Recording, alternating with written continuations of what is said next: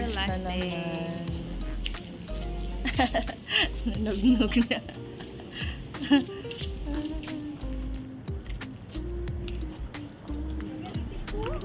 Ha?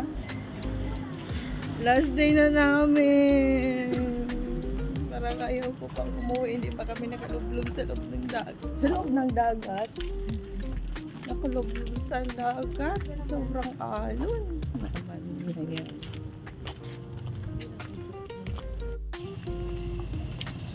Outfit check. Mga taki. Yan. Akin. Short lang. Tapos ganyan. Tali na swimwear. Pag-order na kami ng food.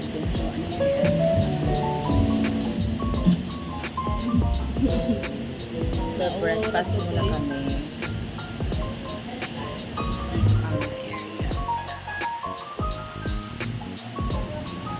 Si Geraldine nag-order na.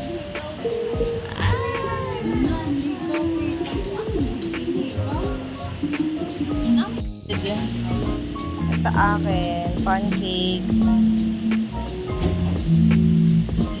veggie rice, tapos kay Neb, kay Mamang, Geraldine, may pasalad, okay, fruit coffee. Tapos ito yung view, dagat.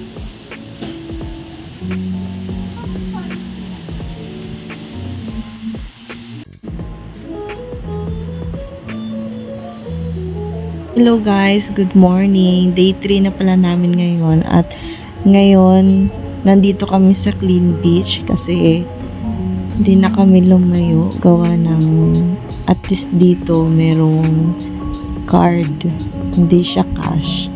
So, pwede.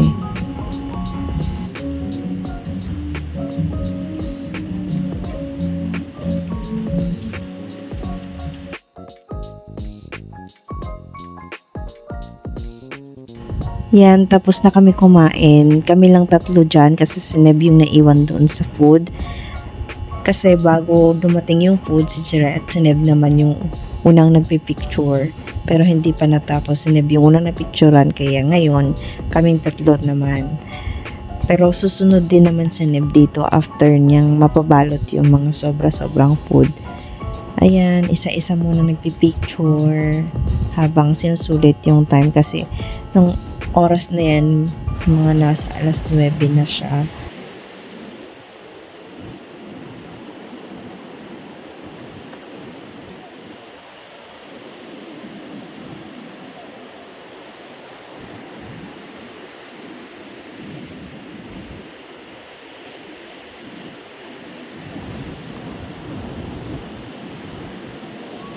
Ayan, maliligo na kami. Pisaw lang kasi hindi kami makalangoy ng bonggang-bongga sa malayo gawa ng ang lalakas ng alon. Kaya lang kami lang dalawa ni Jeray dyan kasi yung ate niya bumalik na doon sa Clean Beach Restaurant kasi andoon si Neb tapos pupunta naman sila dyan dadalhin yung food para maliligo muna kami 4 kasi para hindi naman sayang yung last day namin dito sa La Union.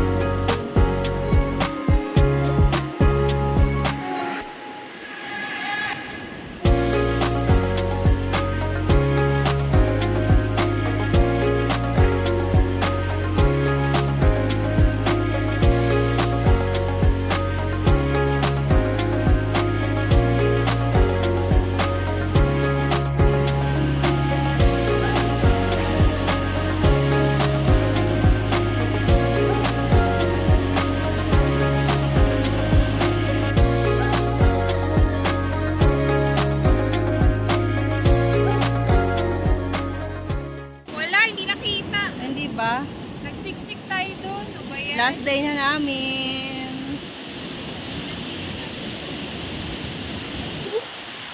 Si Jihara na una na. Ang ganda, pero maalon. Okay na rin.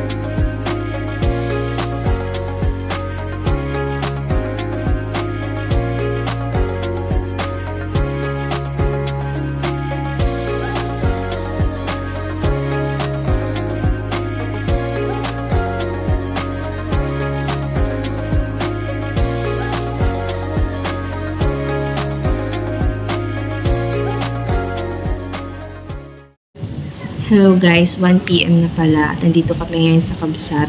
Kaka-check out lang namin sa apartment at dito na kami magla-lunch at hanggang alas 5.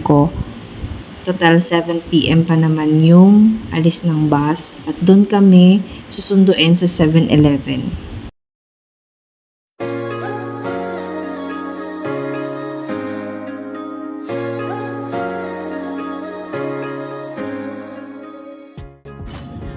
Alas 3 na ng hapon, ay nag-order na kami ng mga palamig. Yan, may saging kunyelo, may eskunyelo, drinks at halo-halo. At dahil alas 3, merong free. Buy one, take one, yung drinks ni Peter J. Guys, nasa bus na kami. Papalik na kami